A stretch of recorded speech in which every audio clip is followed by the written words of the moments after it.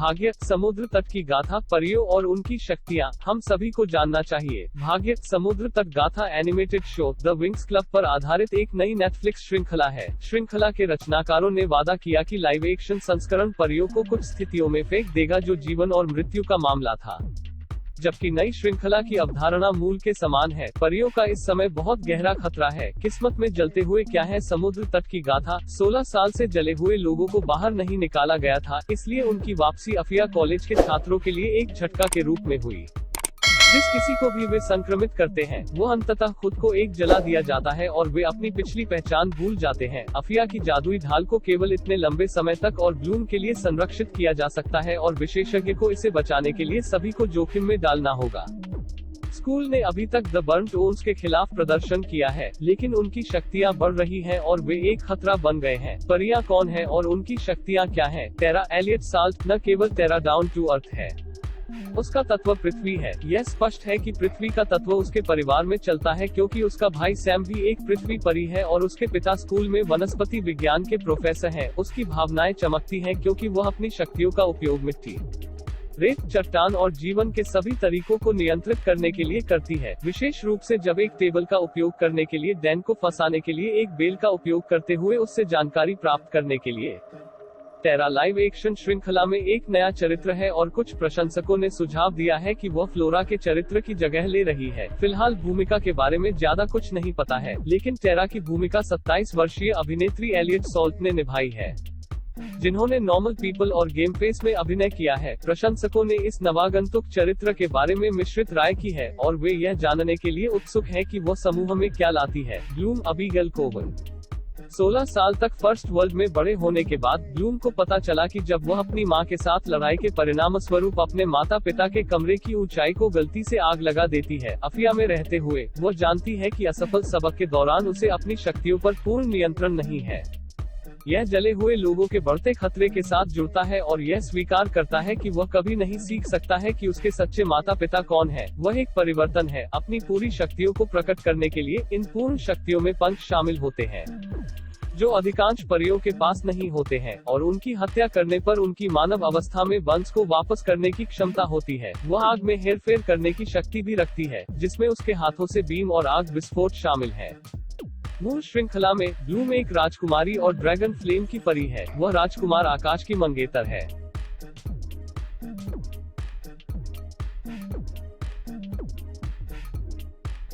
Bloom wings club के मूल सदस्यों में से एक है और उसे नेता और मुख्य नायक के रूप में देखा जाता है। उनका किरदार अबीगेल कोवन द्वारा निभाया गया है, एक 22 वर्षीय अमेरिकी अभिनेत्री और मॉडल जो कि सबरीना और स्ट्रेंजर थिंग्स के चिलिंग एडवेंचर्स में अपनी भूमिकाओं के लिए भी जानी जाती है। आयशा, कीमती मुस्तफा। आयशा का पानी से जुड़ाव अफिया से पहले उसके जीवन का एक बड़ा हिस्सा था, जिसमें वह प्रतिस्पर्धी तैराकी टीम में थी। एक जल परी के रूप में वह झीलों और दुनिया के महासागरों से लेकर हमारे आसपास के सभी जीवों में मौजूद अणुओं तक सब कुछ हेरफेर करने की क्षमता रखती है। वन ऑन्स को हराकर और गलती से जंगल में आग लगाने से ब्लूम की मदद करने में उसकी शक्तियों को सबसे अच्छी तरह से देखा जाता है। उनका किरदार ब्रिटिश अभिनेत्री कीमती मुस्तफा ने निभाया है, जो 23 वर्षीय अभिनेत्री है, जो एंडेवर और द ट्रायंगल में अभिनय कर चुकी है। स्टेला, हन्ना वैन डेर वेस्टुइसेन, सोलारिया की राजकुमारी के रूप में। यह कोई आश्चर्य नहीं है कि स्टेला की शक्ति प्रकाश से बंधी है। श्रृंखला के दौरान स्टेला मुख्य रूप से दूसरों की मदद करने के बजाय अपनी सेल्फी के साथ मदद करने के लिए फोटोकिनेसिस की अपनी शक्तियों का उपयोग करती है। जब वह अल्फा में ब्लूम शुरू होता है तो स्टेला गलती से अपने सबसे अच्छे दोस्त को अंधा कर देती है। जब वह अपनी भावनाओं पर नियंत्रण खो देती है, क्योंकि शक्तियां सीधे एक परी की भावनाओं से जुड़ी होती हैं, उसकी शक्तियां सिर्फ प्रकाश से परे जाती हैं, जैसा कि उसकी मां रानी लूना के साथ देखा जाता है, जिनके पास समान शक्तियां हैं। प्रकाश परियों को झुकने में सक्षम है, जो उनके आसपास के अन्य लोग देखते हैं और साथ ही खुद को अदृश्य बनाते हैं, जिसे स्टेला अपनी मां से छिपाने के लिए उपयोग करती है। उसके चरित्र को अपरिपक्व के रूप में वर्णित किया गया है, लेकिन वह जानती है कि जरूरत पड़ने पर वह अपने और अपने दोस्तों की देखभाल कैसे करें। वह एक 25 वर्षीय अभिनेत्री हन्ना वैन डेर वेस्टह्यूसेन द्वारा निभाई गई है, जो पहले द वे ऑफ साइलेंस में अभिनय कर चुकी है। मूसा, एलिशा सेबबाउम। अल्फा में परियों के बाकी हिस्सों के विपरीत मूसा की शक्तियां लगभग हमेशा हैं। मन की एक परी के रूप में उसके पास विचारों, यादों और सपनों तक पहुंच है। वह इसे किसी भी क्षण, किसी भी समय दूसरों की भावनाओं को महसूस करने की क्षमता के साथ एक एम्पाथ होने के रूप में समझाती है। उस कारण से वह डिकम्प्रेस करने के लिए एक संगीत के रूप में सुनने का विकल्प चुनती है और वह जितना अच्छा हो उतना बंद कर देती है। वह इस बात की भी क्षमता रखती है कि दूसरे लोग उसे शांति का एक पल देने के लिए क्या महसूस कर रहे हैं। जैसा कि सैम जब एक बर्न से अपने हमले से बचने के लिए संघर्ष कर रहा है, उनका किरदार 25 वर्षीय अभिनेत्री एलिशा एप्पलबाम ने निभाया है, जो मॉब हैंडेड और नो रीजनस में अभिनय कर चुकी है। बीट्रिक्स सैदी सोवरेल। बीट्रिक्स बुरी लड़की है जो हमेशा कुछ करने के लिए लगता है। उसका तत्व हवा है, जो उसकी गति, तापमान, ध्वनि, शक्ति और विद्युत गुणों पर उसे शक्ति देता है, जबकि उसके पास हवा और उसके सभी गुणों की शक्ति होती है। उसकी चाल में बिजली शामिल होती है जो उसके कुछ भयावह स्वभाव के अनुरूप होती है।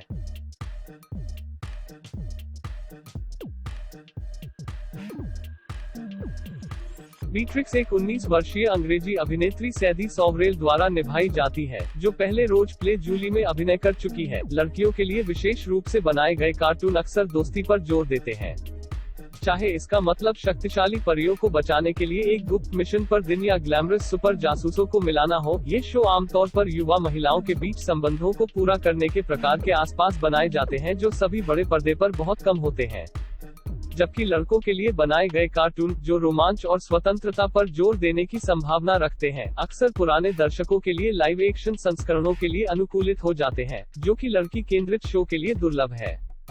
और यह उच्च समय बदल गया है। वेलिंगटन क्लब लंबे समय से सबसे अच्छे दोस्त परियों के एक समूह के बारे में इतालवी कार्टून, कुछ स्पष्ट रूप से लड़की केंद्रित शो में से एक है, जो कि वैम्पायर डायरीज निर्माता ब्रायन यंग के एक गहरे रंग की एड गियर श्रृंखला के माध्यम से लाइव एक्शन करने के लिए है। नेटफ्लिक्स का भाग्य, समुद्र तट की गाथा उज्ज्वल, नेत्रहीन जीवंत कार्टून के ऊपर वही जादू दिखाती है जो चिलिंग एडवेंचर्स ऑफ सबरीना और रिवरडेल ने अपने परिवार के अनुकूल आर्ची कॉमिक्स समकक्षों के लिए किया था। इसमें आश्चर्यजनक रूप से बारीक कथानक है जो पीढ़ियों के युद्ध के प्रभाव में गोता लगाता है, लेकिन यह एक कीमत पर आता है, पात्रों के लिए और मित्रता और पारस्परिक समर्थन की उस परिचित भावना के लिए। भाग्य, समुद्र तट की गाथा आगपरी ब्लूम अबीगेल कोवन का अनुसरण करती है, क्योंकि वह परियों के लिए अफिया स्कूल में दाखिला लेती है, जो एक जादुई बोर्डिंग स्कूल है जो हाई स्कूल एज परियों को ओलवर्ल्ड में प्रशिक्षित करता है। परियां इंसानों से अलग दायरे में रहती हैं। विभिन्न प्रकार की परियों में अलग अलग शक्तियां होती हैं, जिसमें आमतौर पर एक प्राकृतिक तत्व शामिल होता है या दूसरों की भावनाओं को महसूस करने जैसी मानसिक क्षमताओं में दोहन होता है। ब्लूम ने अपना पूरा जीवन यह सोचकर बिताया कि वह एक इंसान थी, जब तक कि एक दुखद दुर्घटना ने उसकी उग्र शक्तियों का खुलासा नहीं किया। स्कूल में वह 4 अन्य लड़कियों से मिलती है: प्रकाश परी राजकुमारी स्टेला, हन्ना वैन डेर वेस्टोइसे, एथलेटिक पानी परी आयशा, कीमती मुस्तफा, अलोफ मन परी मूसा, एलिशा एप्पलबाम और प्लकी पृथ्वी परी टेरा एलियट साल्ट। ब्लूम सिर्फ अपने अतीत और उसके जादू के बारे में अधिक जानना चाहता है, लेकिन जितना अधिक वह अपने रहस्यमय मूल के बारे में पता चलता है, उतने ही अंधेरे रहस्य वह खो देता है। चमकीले रंग की एनिमेटेड श्रृंखला के विपरीत नया शो एक अधिक जमी हुई दृश्य दृष्टिकोण लेता है, लेकिन अपने स्वयं के एक अलग रूप को परिभाषित करने में विफल रहता है। चरित्र अपने एनिमेटेड समकक्षों की तुलना में अधिक परिपक्व और एकग्र हैं। उसी तरह से सबरीना के चिलिंग एडवेंचर्स ने एक जिद्दी, उद्यम डायन में प्लकी सिटकॉम लीड का सामना किया। फेट द सीलिंग सागा परिवार के अनुकूल नायिकाओं को कठिन किनारों देता है। ग्लैमरस राजकुमारी स्टेला अपनी नियंत्रित मां के साथ व्यवहार करती है। आयशा का आत्मविश्वास लगभग अपार क्रूरता में बदल जाता है, और ब्लूम का शानदार नायक का रवैया उसे अविश्वसनीय रूप से लापरवाह फैसलों की ओर धकेल देता है।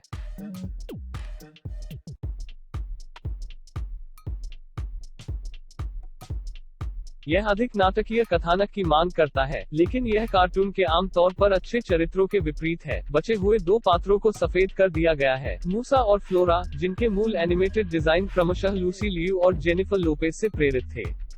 नेटफ्लिक्स के लाइव एक्शन संस्करण में फ्लोरा अब भी एक चरित्र नहीं है, वह अब टेरा है, जो अभी तक एक अजीब धरती परी है। टेरा अन्यथा छड़ी पतली डाली के लिए कुछ शरीर विविधता जोड़ते हैं, लेकिन यह अधिक सार्थक होगा यदि वह हर लानत मजाक का बट नहीं था। उसकी बहुत सी कहानी उसके अजीबोगरीब कुंवारे होने के इर्द गिर्द घूमती है, जो सशक्त होने के बावजूद बाकी कलाकारों ने उसका हाथ बढ़ाया। इसके बजाय दूसरी लड़कियां उसके लंबे रैम्बल्स पर हंसती हैं और लगातार उसे झुंझलाहट के स्रोत के रूप में देखती हैं। भले ही वो उन सभी के लिए असीम रूप से दयालु हो, लड़कियों के बीच आम तौर पर विरोधी रवैया मूल शो के साथ गहरे विपरीत को चिन्हित करता है। जादुई लड़की शो की खुशी और शक्ति पात्रों के बीच के कद्रदान से आती है। भाग्य में समुद्र तक गाथा दोस्ती अनिवार्य महसूस करती है। कभी कभार छूने वाले दृश्य होते हैं, जैसे कि कैफेटेरिया के बाहर खाने के लिए ब्लूम में शामिल होने वाली लड़कियों को जब वह गपशप करने वाले छात्रों का सामना नहीं करना चाहती है। लेकिन उन दृश्यों में भी ऐसा लगता है कि नायक एक दूसरे को मुश्किल से सहन करते हैं। चूंकि उनकी मित्रता को कम करने के लिए बहुत कम जमीनी कार्य किया गया था, इसलिए चिढ़ाने वाला चंचल भोज के रूप में नहीं आया, बल्कि वह चंचल और मतलबी था। स्टेला, ब्लूम और ब्लेंट तलवार फील्डिंग स्काई, फ्रेडी थ्रोप जो पास के स्कूल में एक छात्र है, के बीच एक जूते का कांटा प्रेम त्रिकोण केवल चीजों को बदतर बनाता है जब वे एक दूसरे को बचाते हैं, तो इसलिए नहीं कि वे परवाह करते हैं। यह एक दायित्व है। मुझे शायद अपने रूममेट को मारने नहीं देना चाहिए। युवा लेखकों को लगता है कि बालिका मित्रता को विकसित करने का अर्थ है कि उन्हें पतले घूंघट वाली प्रतिद्वंद्वियों में बदलना।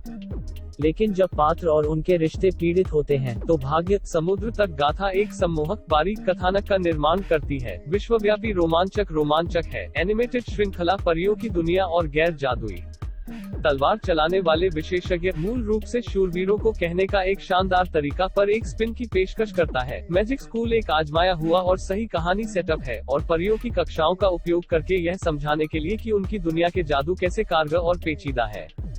एक बार जब भूखंड लुढ़क जाता है, प्राचीन अंधेरे जीव जिन्हें बनोन्सेस के रूप में जाना जाता है, दशकों के बाद वे लुप्त हो जाते हैं। यह पुरानी पीढ़ी को उनकी गलतियों को सुधारने के बारे में एक सम्मोहक विषय बुनता है। लेकिन आगे बढ़ने की कोशिश करने से पुराने पात्रों ने युवा पीढ़ी को सच्चाई से आश्रय दिया है।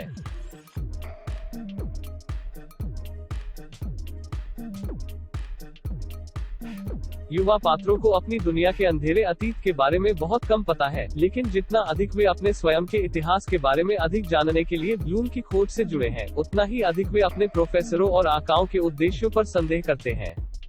यह कथानक पीढ़ियों के लिए युद्ध के पत्तों पर केंद्रित है, प्रत्येक चरित्र के उद्देश्यों के लिए परतों को जोड़ता है। पहले सीजन के अंत तक युवा पात्रों को आश्चर्य होता है कि क्या उन नायकों पर भरोसा किया गया था जिन्होंने सही काम किया था, चाहे खलनायक आंकड़े एक बिंदु थे, और आगे बढ़ने के लिए अपने स्वयं के पथ का क्या मतलब है। लेकिन यह कि अक्षर अधिक आकर्षक या दिलचस्प थे, या अगर वे अपने एनिमेटेड समकक्षों के आधे बॉन्डर भी साझा करते हैं तो यह अधिक सम्मोहक होगा, जैसा कि यह खड़ा है। जबकि गहरा और एडगियर प्लॉट कार्टून को युवा वयस्क दर्शकों के लिए एक कहानी में बढ़ाता है। गहरे रंग और एडगियर के चरित्र का ह्रास होता है, जबकि लड़कियां पहले सीजन के अंत तक अच्छे दोस्त घोषित कर देती हैं। लेकिन यह दावा कभी भी अर्जित नहीं होता है। फिर भी वे जो बुराई का सामना करते हैं, न केवल कुछ पुरुषवादी अधिपति, लेकिन सामाजिक आघात कोई भी अब नेविगेट करने के लिए नहीं जानता है। एक बारीक कहानी के लिए बनाता है कि यदि चरित्र जारी रहता है तो शो में आगे बढ़ सकता है। ब्लूम, जिसे माना जाता है कि वह चेंजलिंग है, उसे पता चला कि उसका दुष्ट प्राणियों के साथ घनिष्ठ संबंध हो सकता है। लुभावने दिखने वाले जीवों ने प्रशंसकों को अपनी सीटों के किनारे पर छोड़ दिया और वे अपने विचारों को साझा करने के लिए सोशल मीडिया पर ले गए। एक प्रशंसक ने ट्विटर पर कहा, जब ब्लूम ने जलते हुए लोगों को बदल दिया और संघर्ष किया, तो मुझे पता नहीं था कि मुझे भावनात्मक रूप से क्यों मिला। इसने मुझे ऐसा मारा कि मेरा बचपन का शो वास्तव में जीवंत हो गया।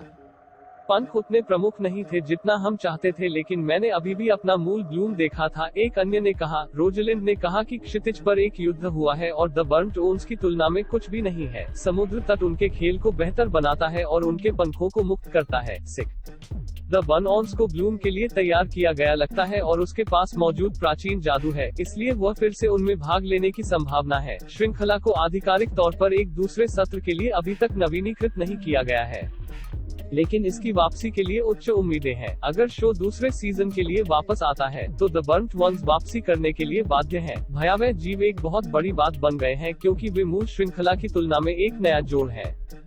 एक प्रशंसक ने कहा, यह निश्चित रूप से कार्टून समुद्र तट की तरह नहीं है, यह अधिक काल्पनिक, डरावनी, थ्रिलर है। जो लोग जलते हैं वे एक प्राचीन प्राणी की तरह दिखते हैं जो चिल्लाते हैं, नाम भूल गए, उन्हें एक शक्तिशाली चुड़ैल या करामाती द्वारा बुलाया जाना है।